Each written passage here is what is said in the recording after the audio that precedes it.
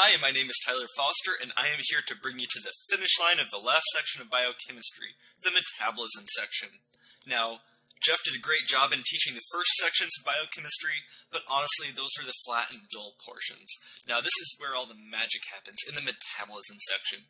Metabolism encompasses the various processes that contribute to a cell's energy requirements and also waste removal.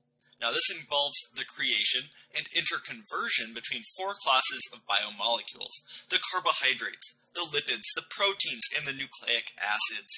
Each person is going to learn differently, but I do encourage you to grab a notebook and then draw the pathways as I cover them. Through our metabolic journey, I'll try and emphasize the frequently tested enzymes and then the concepts so we can get you maximum points on test day. It can be useful to group metabolic reactions by the site in which they occur. Most metabolic reactions occur in either the mitochondria of a cell or the cytoplasm of a cell, although some reactions do occur in both. Now, don't be surprised if a USMLE question asks where a certain reaction takes place, so make sure you know these well. In the mitochondria of a cell, the reactions such as fatty acid oxidation, acetyl-CoA production, the TCA cycle, which is also called the Krebs cycle or the citric acid cycle, and then lastly, oxidative phosphorylation. The cytoplasm plays host to glycolysis, fatty acid synthesis, the HMP shunt, protein synthesis in the rough ER, steroid synthesis in the smooth endoplasmic reticulum, and cholesterol synthesis. Now, protein synthesis can also take place on the rough ER. Do you remember which types of proteins this would include? Proteins that are meant to be excreted from the cell, bound within organelles, or embedded in the membrane are all going to be synthesized by the rough ER. Steroid synthesis and cholesterol synthesis are in the smooth endoplasmic reticulum. Now, which reactions take place in both the mitochondria and the cytoplasm?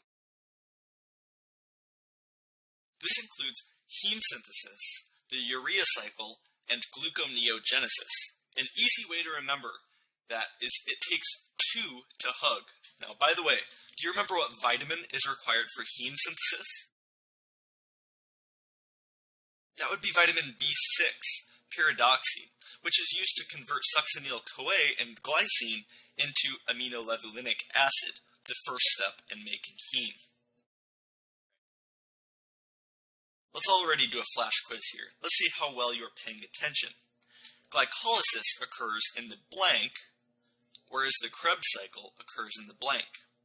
Now here's some options to choose from.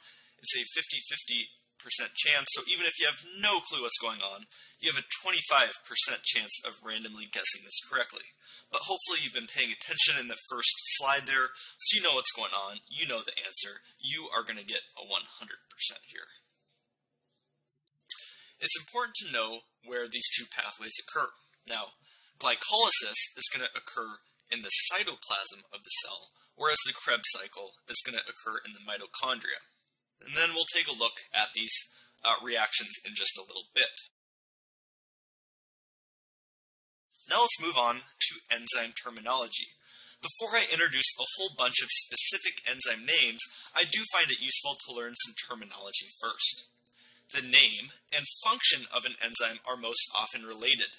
Now, if you understand the naming terminology, you can figure out the function of that enzyme. Let's briefly cover some of the more important enzyme categories. Enzymes that are kinases transfer a high-energy phosphate group from ATP to a target substrate. An example of a kinase would be phosphofructokinase. So phosphofructokinase is going to phosphorylate or add another phosphate to fructose 6-phosphate in glycolysis. So here we take an ATP, and we see that the phosphate group is going to be added to our fructose 6-phosphate here. Now, phosphofructokinases are enzyme, so notice how we're taking that phosphate group off our ATP to triphosphate, which is going to create a diphosphate. So 3 phosphate groups here, 2 phosphate groups here. Doing our math, we lost 1, and that 1 ended up on the substrate.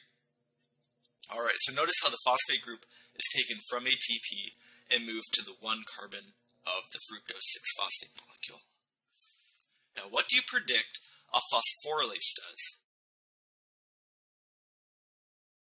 Phosphorylase enzymes are similar to kinases, meaning they add a high-energy phosphate group onto a substrate. But instead of using the ATP, this set of enzymes does it without using the ATP. Now, an example of a phosphorylase would include glycogen phosphorylase. Now, glycogen phosphorylase grabs a free phosphate and cleaves the 1,4-glycosidic bond in glycogen to produce glucose 1,6-phosphate by adding an inorganic molecule to it.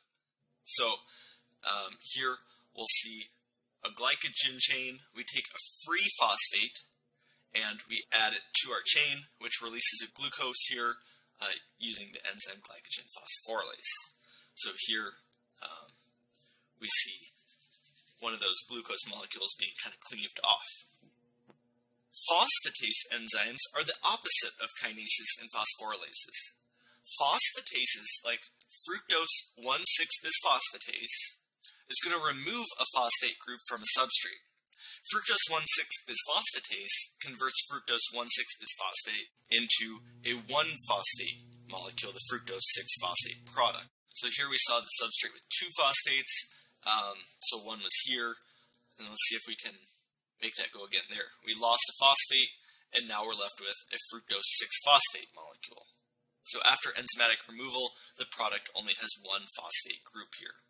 So the phosphatase enzymes cleave off a phosphate group. Dehydrogenases help catalyze oxidation reduction reactions. This means that hydrogens, or electrons, are removed from one substrate and added to another. An important example that we'll cover is pyruvate dehydrogenase, which converts pyruvate here, so we have a pyruvate, and converts it to acetyl-CoA. Now here we see the pyruvate dehydrogenase, and it moves electrons and protons around to create an NADH molecule, and we'll see how much fun those are later on. Pyruvate carboxylase, a carboxylase enzyme, moves carbon dioxide groups onto substrates, as you can see here. Now, a pyruvate molecule has a CO2 group added onto it. Now, with the help of pyruvate carboxylase enzyme, we're going to make an oxaloacetate. So we're going to take a free CO2 here, and we're going to add it onto the pyruvate molecule to create an oxaloacetate molecule. Now, the carboxylase enzymes need the help of biotin, aka vitamin B7. Now, what would you call the set of enzymes that remove CO2 groups? If you apply the same logic as before, an enzyme that removes carboxyl groups may be called decarboxylase enzymes. Enzymes that add a hydroxyl group to substrates are called hydroxylases. And mutases are enzymes that move functional groups around a molecule. An example of this would be methylmalonyl-CoA mutase. It is important to know the rate-determining enzymes in metabolic processes. These are the most commonly tested since they determine the rate at which a process occurs. The rate-determining enzymes are also the ones that are going to be commonly targeted by drugs, because slowing them down or speeding these enzymes up will have an effect on the process they're involved in, which might not be the case for other enzymes in the pathway. It will definitely help you on test day to know which enzymes are the rate limiting for each process, and what role that enzyme has in that process. For example, HMG-CoA reductase is the rate-limiting step in cholesterol synthesis. Let's take a look at this rate-limiting enzyme. HMG-CoA reductase converts HMG-CoA to mevalonate, which eventually goes on to become cholesterol. So, do you remember what class of drugs inhibits this enzyme here, HMG-CoA reductase? That would be the statins, which are used to treat hypercholesterolemia. The statins inhibit the rate-limiting step for cholesterol synthesis. So here, we're going to inhibit, the statins inhibit HMG-CoA reductase. We'll cover all of these throughout this lecture, so I'm not going to read all of these off to you right now, but you may want to come back and review them later, maybe making flashcards on the way. If you are following along in the book, the summary of pathways diagram may seem very intimidating at first, but it's meant to show you how all of the metabolic pathways that we're about to go over are interconnected. I simplified it down here on the slide to make it a little easier to interpret. The take-home message is that the carbohydrate metabolism is connected to the protein metabolism, the lipid metabolism, and even, left of the urea cycle here, we'll see the nucleic acid synthesis. So in the figure, just recognize how everything is interrelated to each other. We'll talk about each one of these processes throughout our lecture today. Once you feel comfortable with the various smaller pathways we'll discuss in the upcoming slides, it's going to be helpful to look back and see how it fits together in the big picture. We'll slowly introduce enzymes, substrates, and products that will fill this box diagram into a more complete picture. This is also a great page in your book to take notes from other parts of the chapter or even other chapters, since there are a lot more inputs and outputs to this diagram than are shown here. For example, 1,3-bisphosphoglycerate. I know it's really small, but right here where I'm kind of circling, 1,3-bisphosphoglycerate is used to make 2,3-bisphosphoglycerate,